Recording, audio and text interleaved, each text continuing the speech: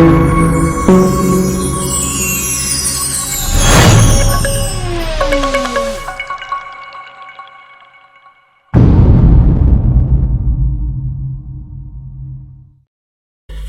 dragi prijatelji, gledalci Sistema Info, danas nam je u gostima gospodin Miodrag Milanović, istoričar.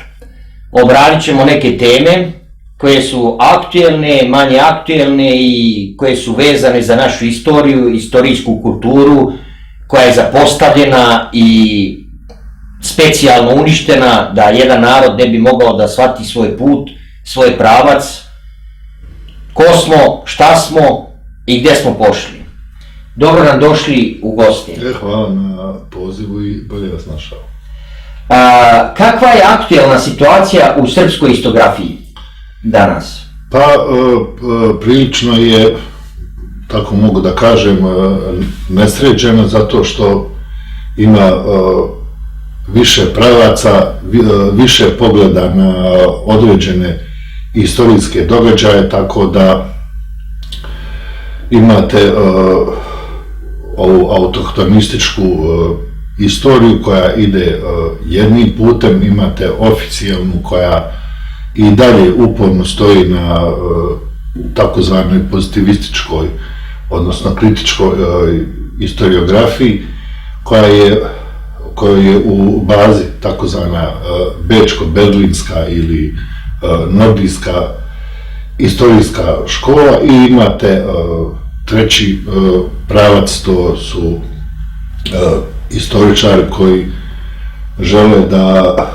vreme o kojem pišu najbolje shvate sa socijalne pozicije, dakle sa pozicije čovjeka u društvu, i da je tako opišu, to je takozvana strukturalna historiografija koja je dominirajuća u svetu, i zahvaljujući baš tom pogledu na istoriju koji je krenuo nekih 50. godina prošlog veka, vi imate niz, recimo, istorijskih kanala koji na krajnje zanimljiv način obrađuju pojedine istorijske događaje.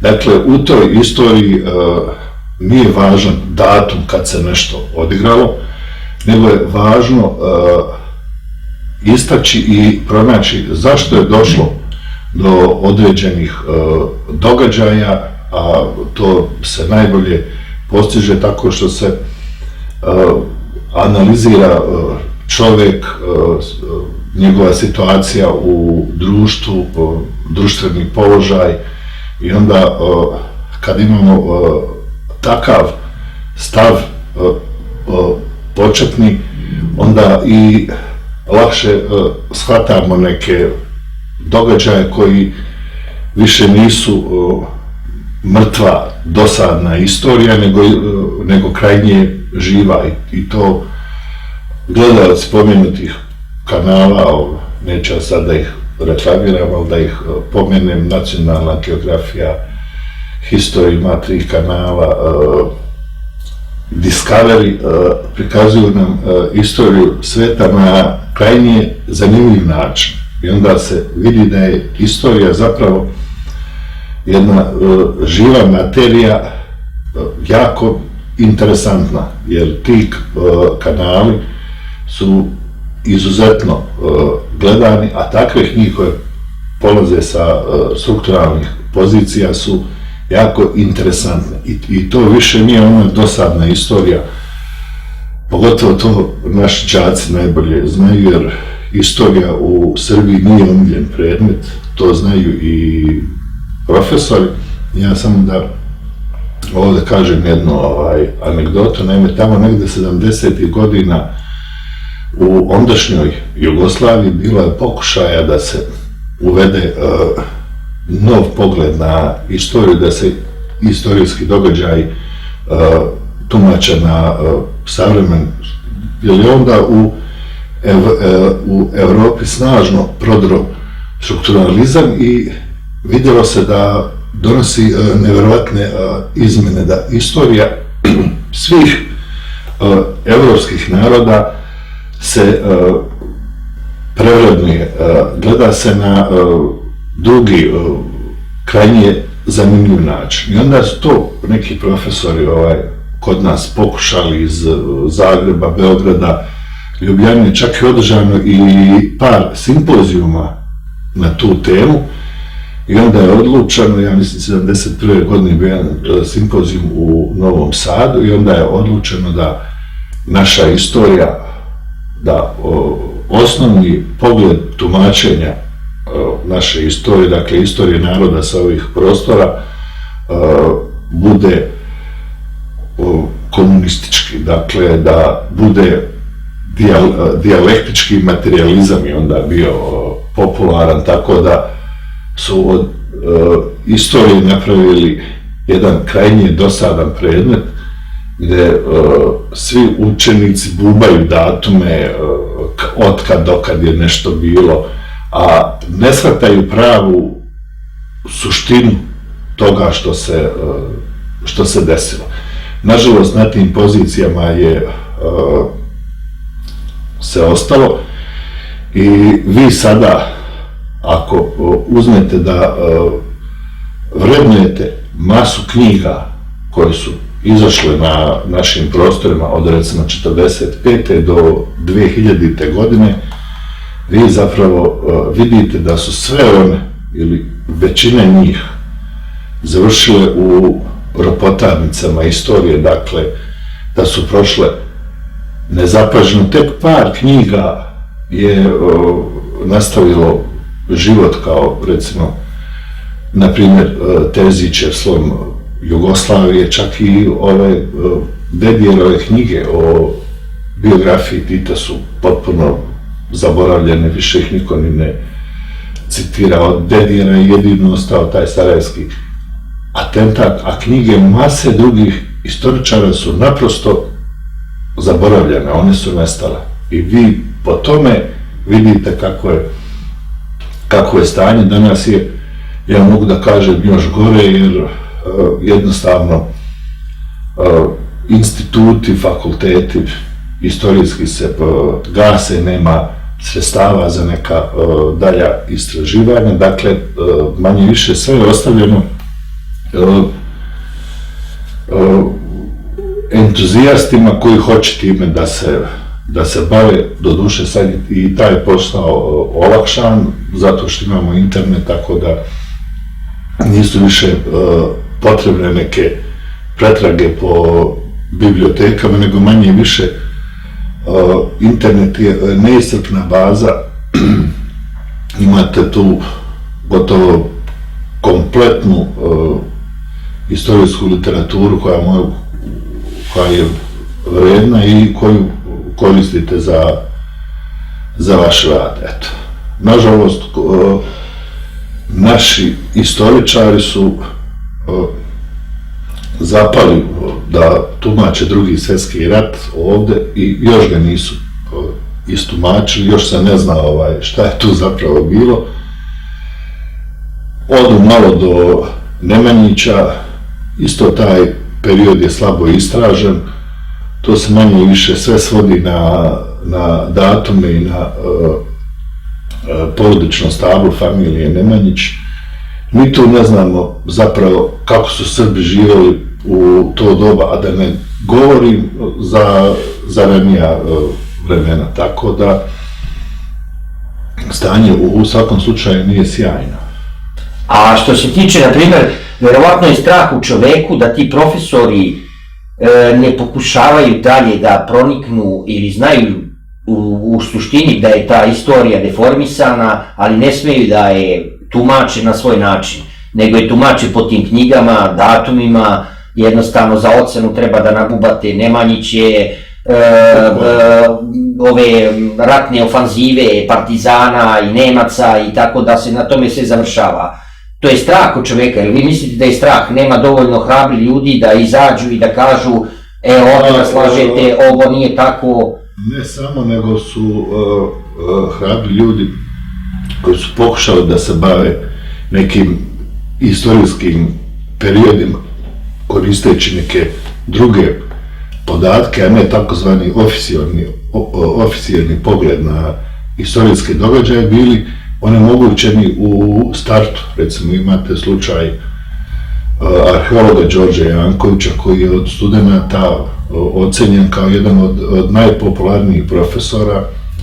On je u 60. nekoj godini izbačen sa fakulteta, pred njega su neki mladi ljudi koji su htjeli da dalje napreduju, da istražuju, također udaljeni.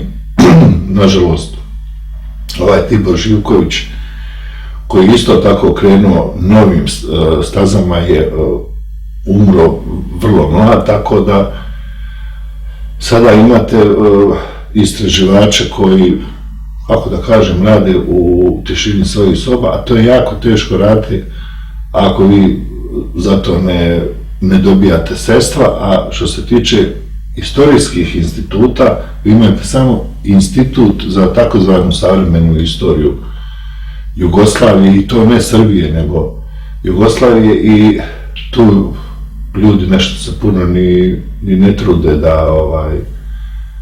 da rade. Evo, jedini njihov epohalna otkriće bilo je đačka knjižica Gavrila Principa. To je zadnje što su uspjeli da urade povodom 100 godina od atentata, čak i to traljavo odrađeno. Kad vi imate knjigu koja se bazira samo na suvim podacima, kad tu nema krvi, kad tu nema duše, to deluje strahovito zamorno. Recimo, sada, ajde da se uhvatimo Prvog svjetskog rata, izišlo je niz knjiga o tome. Sve knjige, ja nisam sve pročitao, ali nigde u tim knjigama nema srpskog čovjeka, nema srpskog seljaka, nema, čovjek ne vidi u toj istoriji krvavoj, ne vidi čovjeka, ne vidi ličnost, ne vidi društvo, ne vidi posljedice. Vidi samo Mišić krenuo tu, Počorek krenuo tamo, ovi krenuli vamo, Mekenzen odozgo, i ništa nema tu, to je strahovito dosadno. Onda je onim ljudima koji vole istoriju, njima je lakše da uzmu i čitaju knjige koje će im približiti neko vreme. Evo, ja ću sad navesti jedan banalan primjer kako ta strukturalna historiografija vas uvodi u predmet. Recimo, kad je reč o starom Rimu, ona čuvena građevina Rimski Koloseum, Rimljani su je napravili za 8 godina. Današnjom savremenom tehnologijom bi trebalo 5.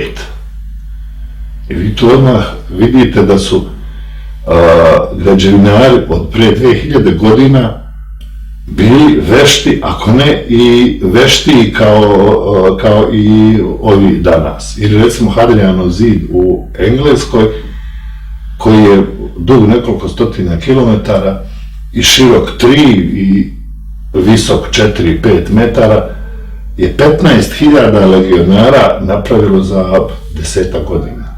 To deluje potpuno nevjerovatno. Ali kad vi imate te podatke, nekako vam muka i trud tih ljudi postaje bliži. Tako se isto može tumačiti i srpska istorija, da u njoj bude u centru čovjek, a ne datum. I kad je u centru čovjek, pogotovo što je taj čovjek vaš, iz vašeg naroda, ono nekako postaje bliži. A danas klinci koji recimo uče Nemanjiće, bubaju, kao što vi kažete, njima je to stravično dosadno. Njima je taj Nemanja dalek. I borba za ocjenu, sve se svoji... I borba za ocjenu. A profesori, obzirom da su im plate male, da im se istraživanja ne isplate, to niko ne plaća, onda oni jednostavno su digli ruke i onda nije čudo što na njihovo mjesto, recimo, dolaze kvazi istoričari koji narodu pričaju bajke. I onda, pošto te bajke jako lepo zvuče, onda su... Dižu ljude, tako da... Koliko je realnosti u tih bajkama? Kod tih ljudi koji prave te bajke? Pa, priča je bazirana na nekoj realnosti, a onda ide fantastična nadgradnja. Otprilike kao u ovoj seriji igra s tronovima, igra trona i tako dalje. Dakle, imate neku realnu situaciju koju vi kasnije nadogradite nekom potpuno izmišljenom pričom, ali koja godi ljudskom umu. Recimo, eto. Šta vi mislite, da li to rade ljudi, jer obično su zaljubljenici u istoriju i mitomani, onako da kažemo, pa okarakterišu onako kako on zamislio, ili ima neke profitabilne koristi za svega toga, pošto deformišu tu istoriju na neki način? To je više pripovedačka, kako da kažem, istorija nego pisana. Jer ja znam iz pouzdanih izvora da te knjige tih istoričara, takozvanih, niko ni ne čita. One su, i kad se uzmu da se pročite, one su strahovito dosadne, jer ne ispunjavaju osnovne neke naučne premise da bi se uzele seriozno. Recimo, ne navode se izvori za pojedine tvrdnje. Vi recimo tvrdite da su današnji Šveđani Srbi, a ne kažete na osnovu čega vi to tvrdite, gde ste vi našli podatak. Hoću da kažem, da shvatim da su ti ljudi umeju da pričaju, da su pripovedači, da je njihova, oni tumače srpsku istoriju kao neki ep, dakle kao da je potpuno izmišljena, ali ispričana na jako zanimljiv način, i onda ljudi vole da slušaju takve priče, mada one nemaju veze sa stvarnim događajima. Pa da pređemo na još jedno povezano pitanje, jesu li Iliri Srbi, je li bilo veliki seoba? Pošto na toj materiji vi... O tome se zadnjih 10 godina baš puno piše, i ja bih podsjetio starije gledalce vaše televizije da recimo 70. godina prošlog veka u Jugoslaviji odjednom je krenula jaka propaganda da bi svi trebali da budemo Jugosloveni. Ali ta propaganda je bila najveća u Srbiji i u Bosni i Hercegovini. I na popisu stanovništva 71. godine čak preko 500.000 Srba se izjasnilo kao Jugosloveni. I vi imate sa jedne strane da Srbi masovno postaju Jugosloveni, i tu su bili, Jugosloveni su se upisivali i ljudi koji su pravili takozvane mešovite brakove, recimo Hrvata i Srba, oni su isto postajali Jugosloveni, nisu bili ni Srbi ni Hrvati, nego baš Jugosloveni. Ista je situacija i sa muslimanima, dok sa druge strane Hrvati postaju još veći Hrvati. Tih godina oni su zvanično dobili, kako se kaže, befel da više nije srpsko-hrvatski jezik, nego je hrvatski. U Hrvatskoj, dakle, hrvatski jezik koji nema veze sa srpskim, dakle, vidite i bujanje nacionalizma koje je izbilo sa hrvatskim proljećem kada su jedan snažan izliv nacizma, ja tako da kažem, koji će opet biti ponovljen 1991. godine u građanskim ratovima u Jugoslaviji. Sloveni su postajali slovenstvo i ušći, dakle još veći Sloveni, jedino su Srbi bili Jugosloveni. I mene sad ta priča, kao da su Srbi i Iliri, podsjeća na tu priču, da Srbi budu sve, samo ne Srbi. A pošto recimo i da kažemo, hajde neka su Srbi i Iliri, to znači da Iliri su davno nestali, pretopljeni, šta bi mi sad trebali? Da uzmemo ilirsku istoriju o kojoj se jako malo zna, uglavnom, i da se odreknemo cele svoje srpske istorije, pošto mi za Boga nismo više Srbi, nego smo Iliri. Ili još gore kažu da su Srbi nisu Srbi, nego su Srbi mešavina naroda. Mi smo sada neki melting pot, dakle kao Amerikanci. Vi među Amerikancima imate i Irce, i Engleze, i Francuze, i Nemce. Crnce, Azijate i sve ostalo. I onda, dakle, automatski vam oduzimaju istoriju.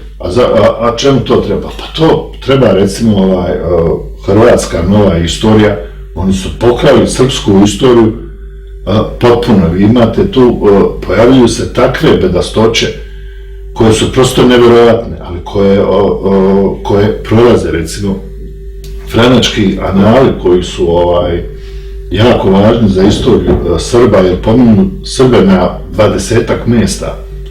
Hrvati uopšte ne pominju. Vi danas u Hrvatskoj imate knjige koje jedna nosi naslov Hrvati i carstvo Merovinga od 400. do 1400. godine. A prvi pomen Hrvata je tek negde u 17. veku. Prvih je pomenuo njihov istoričar Lucić, i to Hrvati kao stočarsko pleme u današnjem Zagorju. Nema pojma o tome da su Hrvati igde zabeleženi u današnjoj Dalmaciji, današnjoj Hrvatskoj, Bosni i Hercegovini. Dakle, to su sve bili Hrvati po njima, mada ih nijedan izvor ne pominje. To je krađa, recimo, srpske istorije. Ovdje kod nas niko se nije digao da kaže, pa ljudi, ne može to tako. Onda su rekli, pošto su franački anali, kad su krenuli da se pišu, puno je pisano o Karlu Velikom, koji je i tvorac Svetog Rimskog carstva, onda su rekli, Karlo Veliki ne postoji, on je izmišljena ličnost. Šta to znači? Ako je Karlo Veliki izmišljena ličnost, to znači i da su svi ti franački anali izmišljeni. Dakle, tu je pomen Srba potpuno izmišljen. A Srbi se pominju na masu mjesta. Pominje se, recimo, jedan izaslanik iz Srbije došao kod Karla Velikog. Karlo Veliki nije bio tu, bio je na nekom pohodu i onda smestili su ga u neku vilu i tu je on bio 2 dana dok nije sačekao Karla Velikog i tako dalje. Da ne govorim da franački anali koji su izuzetno važni za tu staru srpsku istoriju, da uopšte nisu prevedeni na srpski jezik. Prvo sam ja preveo u svojoj knjizi Srpski stari vek odlomke iz franačkih anala gde se pominju Srbi.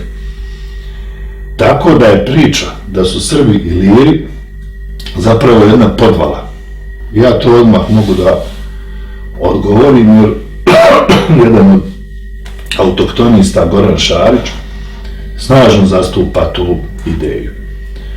I ja sad ovako mogu da mu odgovorim. Recimo, Plinij Stariji, istoričar koji je pisao puno i o Ilirima, pošto je obišao ceo Ilirik, i čovjek koji pominje Srbe, pominje dakle pleme Srba u rejonu Crnog mora, pominje neke srpske gradove, dakle i pominje Srbe kao predrimsko stanovništvo Portugala, koji su došli u Portugal sa Keltima i zvali su ih mali Kelti, odnosno Keltići. Dakle, bili su naseljeni između reka Corrado i Nina. I zna se gdje su ti bili Srbi, koji su dakle prihvatili keltsku kulturu, ali su ostali Srbi. I o tome piše Plinije i o tome uče deca u portugalskim školama. Da su Srbi došli sa Keltima u Portugal, pre Rimljana. Dakle, Plinije je poznavao Srbe, je pisao o njima. Ali Plinije je poznavao i Ilire, i obišao je Iliriju. I pisao je o ilirskim plemenima, detaljno. On nigde ne kaže da su Iliri Srbi. Dakle, to je... Znači, dva odvojena sveta, znači, Iliri i Srbi su dva plemena različita. Potpuno dva plemena. Srbi su došli na ove prostore u više talasa, kako govore istorijski izvori, prvo su bili prelazi preko Dunava ratničkih skupina, dakle konjanika. Otprilike, kako beleže vizantijski izvori, oni su otprilike 3000 ratnika prelazilo Dunav i delilo se u dve grupe.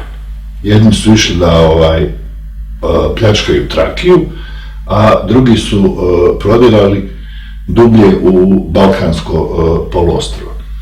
I ti prodori su se nastavili sve do onoga trenutka kada Srbi nisu zagospodarili Peloponezom, odnosno kako su ga oni zvali, Moreja ili Pomorje, i dok nisu prodorili do Jadranskog mora i tu osnovali svoje naseobine i mešali se sa domicilnim stanovništvom, odnosno Ilirima. Sad mnogi pitaju kako je to, kako su se oni naselili kad istorija ne beleži nikakve sukobe Ilira i Srba. Pa nije ni mogla beležiti, jer je svo ilirsko stanovništvo bilo saterano u primorske gradove, zahvaljujući najezdama Gepida, Longobarda, Herula, ovih germanskih plemena iz Panonije. Kasnije dolaze Huni, sa Hunima dolaze i Srbi i nešto pre njih Sarmati, među kojima su i Srbi, tako da je to ilirsko stanovništvo jednostavno, i o tome svedoče rimske hronike, da su primorski gradovi bili toliko puni stanovništva da nije bilo hrane da se ishrane. Dakle, oni su ostavili gotovo potpuno praznim unutrašnjost Balkanskog poluostrva. Onda, tako da je to bilo otvoreno za naseljavanje. Onda 536. godine, što su potvrdili ovi meteorolozi i istraživanja, došlo je do velike erupcije vulkana u Salvadoru. I kako piše Prokopije, 3 godine se nije moglo da vidi sunce. Odnosno, sunce se vidjelo, kako on piše, ali nema ni topline, ni sjaja. Jednostavno, ta erupcija je izbacila toliko prašine u vazduh da 3 godine nije bilo žetve. Nije moglo ništa da rodi. O tim godinama pišu i neke danske i norveške hronike, jer je isto i tamo koncentracija tih čestica bila velika. Posle toga, da bi pomogao stanovništvu, Justinijan iz Egipta šalje brodove sa pšenicom, da bi imali ljudi šta da jedu, jer jednostavno spali su na ono šta izlove u rekama, morima, jezerima ili u šumi, ali hleba nije bilo voća, nije bilo povrćajeva i tako dalje. U tim brodovima su bili pacovi koji su prenijeli kugu. To je ta takozvana Justinijanova kuga koja je harala Balkanom paralelno sa tom kataklizmom što je napravio vulkan. Tako da je to po mišljenjima stručnjaka postojeću populaciju na Balkanu smanjilo za 60%. Tako da jednostavno Srbima se nije imao ko da odupre. A pre toga Rim je još Ilire potpuno romanizovao, oni su prihvatili rimski način života, tako da više nisu imali ni jaka plemena, ni jake te plemenske organizacije. Sad oni imaju tu argument da današnji Srbi imaju ilirske gene, ali to nije ništa čudno, obzirom da su se mešali sa tim stanovništvom, jer de facto Balkan je naseljavan od prvog vijeka pre naše ere, kada dolaze Sarmati u Panoniju, pa sve tamo negde do 7. 8. vijeka. Tako da, što se tiče Srba, u odnosu na domicilno stanovništvo, bio ih je znatno manji broj, ali su imali snage da im nametnu ime i jezik. Odnosno da svi oni kasnije postanu Srbi. Sad mnogi kažu kako su Srbi su bili tako primitivni, da oni nisu mogli ništa da urade, bili su jednom rečju divljaci. Međutim, grčki izvori koji su tu merodavni, jer su se Grci puno tukli sa Srbima, Srbi su 3 puta opsedali Solun, nekoliko puta Konstantinopolj, držali su Peloponez sve do polovine 10. vijeka, kada su grcizovani. Kako piše Menander Protektor savremenih tih događaja, Srbi su bili majstori u prelaženju vodotokova, odnosno preći njima Dunav ili Savu ili bilo koju reku, isto kao danas preći nekome put preko zebre na semaforu. Dakle, gradili su čamce, gradili su brodove, pravili su pontonske mostove, čak su ih javari angažovali nekoliko puta, srpske zanatlije, da naprave 2 mosta preko Save kako bi oni opseli Sirmiju koji je bio u vizantijskim rukama. Onda poznavali su upotrebu kvadratnog jedra, što znači da su mogli da plove kako nizvodno, tako i uzvodno. Onda kada su opsedali Solun sa morske strane, avari su bili sa ove strane, a Srbima je bio zadatak da napadnu, onda su oni spajali nekoliko ovih brodova, daskama na njima pravili platforme. Na svaku tu platformu moglo je da stane nekoliko stotina vojnika i onda su tako napadali Solun. Onda grčki istoričari pišu da su poznavali tehniku izrade katapulta, kojima su napadali gradove. Recimo u čudima svetog Dimitrija, zaštitnika Soluna. 2 knjige su napisane i u obe knjige se govori o srpsko-avarskim opsadama Soluna, gde autor piše da su Srbi poznavali tehniku pravljenja velikih katapulta koje je opsluživalo 45 ljudi.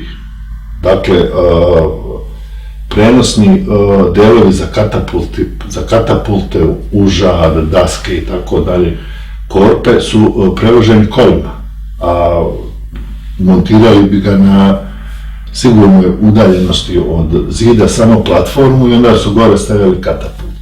I taj veliki katapult koji je opsluživalo 45 ljudi mogao je da baca stene težine do 150 kg 120 metara. Dakle, mogao da prebaci ceo fudbalski stadion.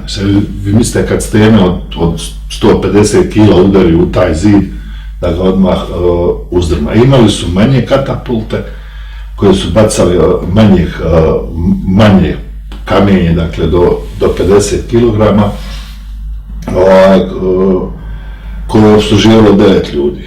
Onda također, to su Grci zvali, poznavali su tehniku kornjače. To znači imaju velike štitove prekrivene debelom kožom, to nose ljudi, oni se, tako da im ovi sa zida ne mogu ništa strelama, stanu na nekih možda 15 metara od zida sa tom kornjačom velikom, i onda kopaju rov, tunel do temelja i tu nastoje da ga sruše i da preko temelja uđu u grad. To je sve nama bilo nepoznato. Mi svoje pretke zamišljamo kao neke divljake, a oni su najčuveniji vizantijski generali poput Priska, Petra, Marijhijevog brata, imperatora, su s njima imali velike muke i zabeležena su imena i najčuvenijih srpskih vojskovođa i arhonata, odnosno egzarha, koji su bili na čelu tih ratnih skupina. Bili su izuzetno lukavi u borbi, nikada borbu nisu primali na otvorenom polju, uvek je to bilo u šumama, u močvarama. Nastojali su da rimsku vojsku uvuku tako, u stvari, gerilska tehnika ratovanja, rekli bi danas, tako da zabeležen je niz bitaka. Ali šta hoću da kažem, Srbi nisu bili divljački narod, nego za to doba, dakle, kad vi imate zanatlije koje prave mostove, brodove, koji prave katapulte, poznaju tehniku ratovanja. Da, poznaju tehniku ratovanja. Recimo, u bliskoj borbi su koristili kratke mačeve, to su još Skiti koristili takozvane akinakes, i imali su koplja, kratka koplja, koje kad se približe, i to 2 koplja, normalno štiti šlem, i kad se približe neprijatelju, nastoje da ga pogode kopljem, jednim drugim, i onda idu u borbu mačeva. Tako da sve te bitke su opisane, nažalost malo toga je prevedeno, ali dosta toga ima u ovoj zadnjoj knjizi Srbi u ovoj poznoj antici, tako da gledalci koji to zanima mogu da vide na osnovu izvora, na osnovu izjava svedoka koji su o tome pisali, da Srbi nisu bili nikakav divljačni narod. I što se tiče seoba, još da to završim, velikih seoba, izuzev seobe Vandala u Afriku, kada ih je krenulo 400.000 zajedno sa Svevima i Longobardima, kojima su im se pridružili radi pljačke, vodio ih je kralj Radogost, a posle on poginuo, pa su ga zamijenila dva kraja, Beuk i Babaj.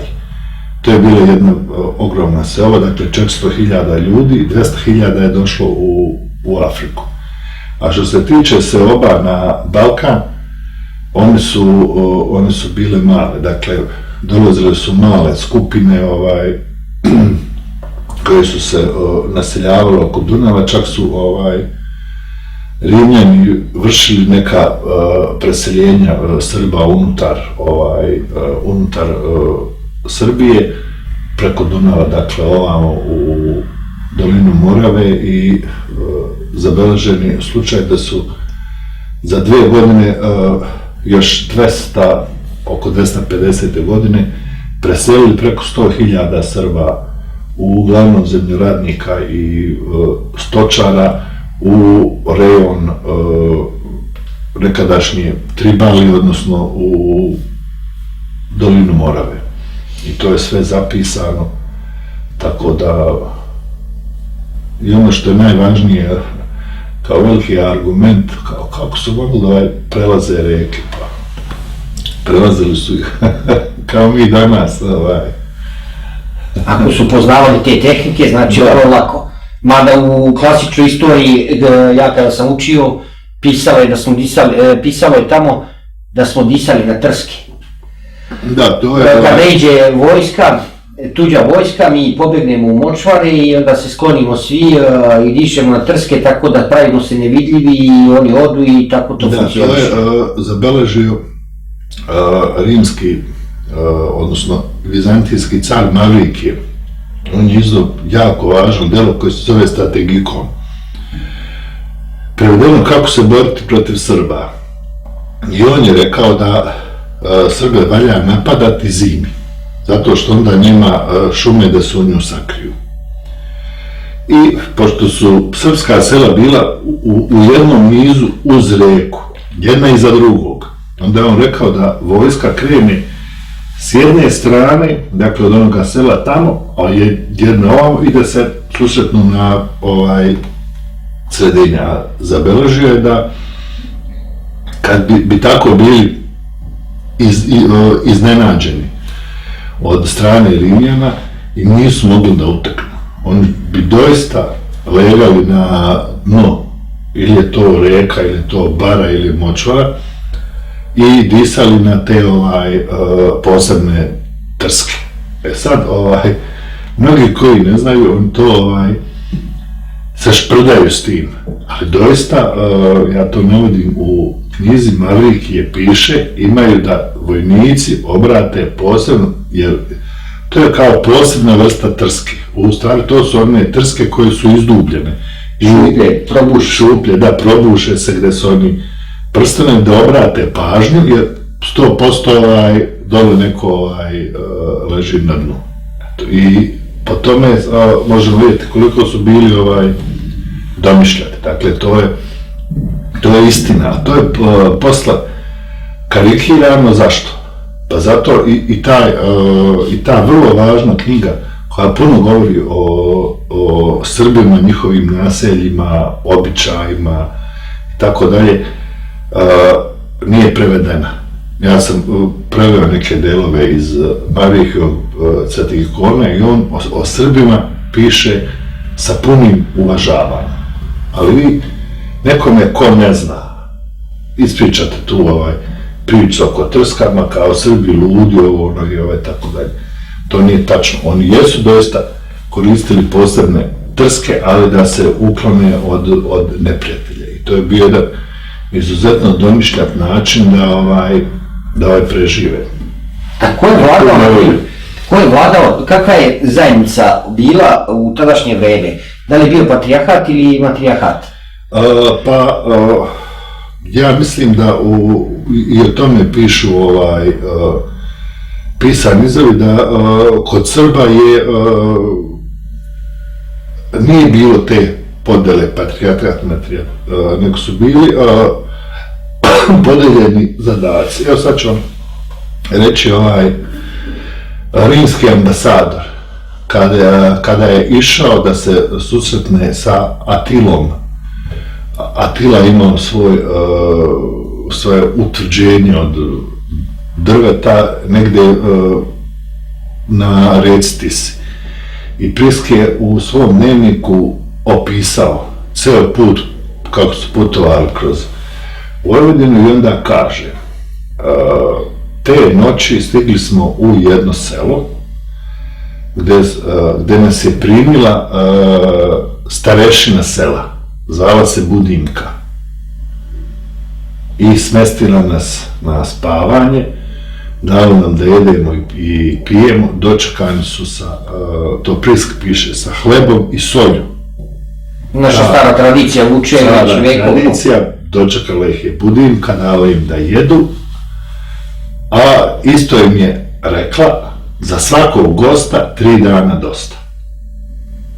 I to je Prisk prvi zabeležio koji će posle se i susreti sa Atilom i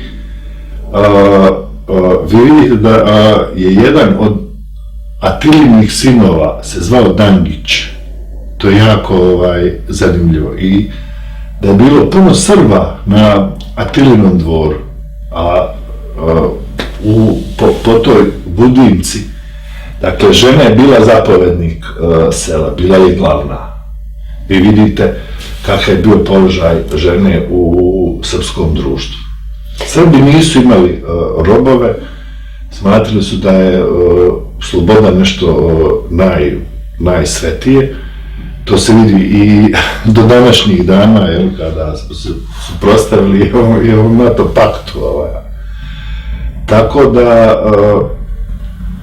to kasnije se položaj žene sa hrišćanstvom menja i tako da je. A onda, dok su još bili mnogobožci, žena imala ista prava kao i muškarac. Čak su i učestvovale u ratovima. I ja mislim da je bio jedna bitka u Dalmaciji protiv Rimljana, kada su iza Srba išle žene i nisu im dale da se vrate, da pobegnu. Nema dezerterstva. Nema dezerterstva, a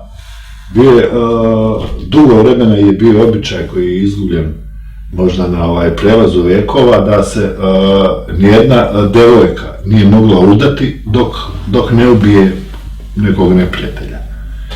Dakle, od malih nogu su i žene i muškarci bili ratnici, učeni ratnim veštinama. I žene su kao i muškarci išli u ratne pohode, jer ako ste mlada, lepa devojka, ako hoćete da se udate, dakle, morate nekog da ubijete, pa barem iz strele, onako. Ali sve nam to kriju, verovatno imaju zašto. Znači, sve te detalje teško je pronaći u svim tim, treba stvarno se potruditi da pronađemo sve to, da bi oslikali realnu situaciju naših predaka. Mi smo jedina zemlja koja nema predmet nacionalna istorija. Zbog čega je to u školama? Pa vi po tome vidite kakva je situacija kod nas i zbog čega je to. Jer mi smo jedna od, ako ne jedina, trenutno zemlja u Evropi, za Afriku i ove druge zemlje, koja nema predmet nacionalna istorija. Sve druge zemlje, uključujući i naše najbliže susede, Hrvate, Slovence, imaju predmet nacionalna istorija. A mi ga nemamo. Jer da mi imamo predmet nacionalna istorija, stvari bi se drugčije odvijale. Ali jednostavno, kao da to nekome ne odgovara. I vi sad, kad uzmete recimo neki udžbenik iz nacionalne istorije koji se tiče Makedonije, vi vidite da je tu srpska istorija ubačena pod plaštom makedonske. Da ne govorim za crnogorsku istoriju, gde su Srbi izbrisani, ili recimo Hrvati ili čak Bošnjaci koji su sve srpske vladajuće kuće srednjeg vijeka u Bosni pobošnjačili.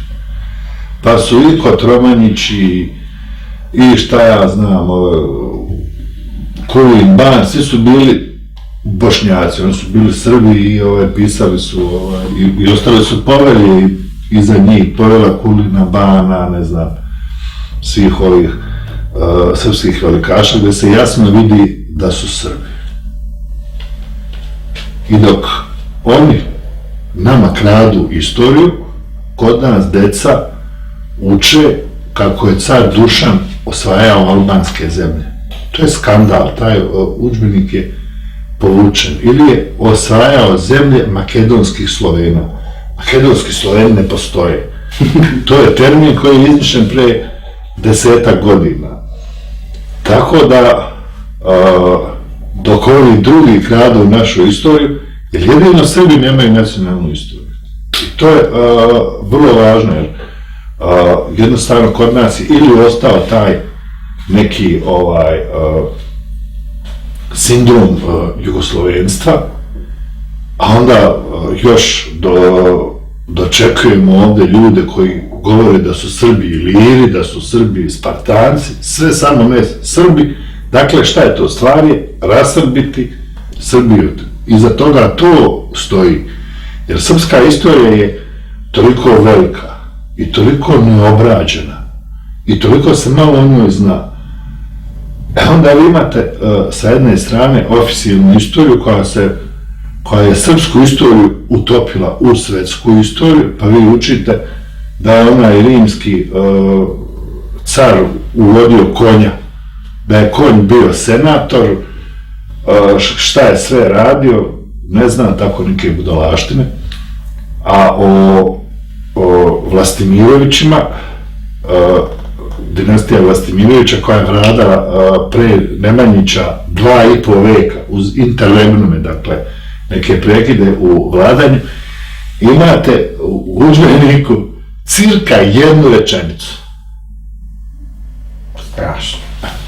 I onda šta čovjek da kaže, nego da kaže da se to, ja mislim da je Ministarstvo prosvete tu najviše krivo, zašto ono nije poradilo na tome da, jer tu ne treba puno, treba samo sesti, angažovati ljude, platiti ih, otvoriti neki institut, ajde samo da prevedemo na 1000 knjiga gde se pominju Srbi.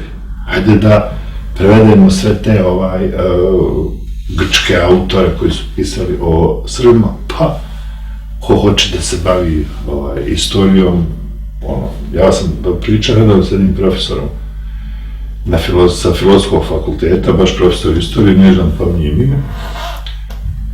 Ja sam rekao, čoveče, mislim, zar nije sramota da bi tek sada, doduše, to sam ja uradio, ja ne volim da se hvalim, da sam preveo neke delove iz ovog strategikona Marije, da sam preveo ovog Teofilakta Simokatu, 6 sirijskih autora piše o Srbima. Zar nije sramota da to đaci, studenti nemaju na srpskom jeziku? Kaže, pa naši studenti kao, oni govore strane jezike.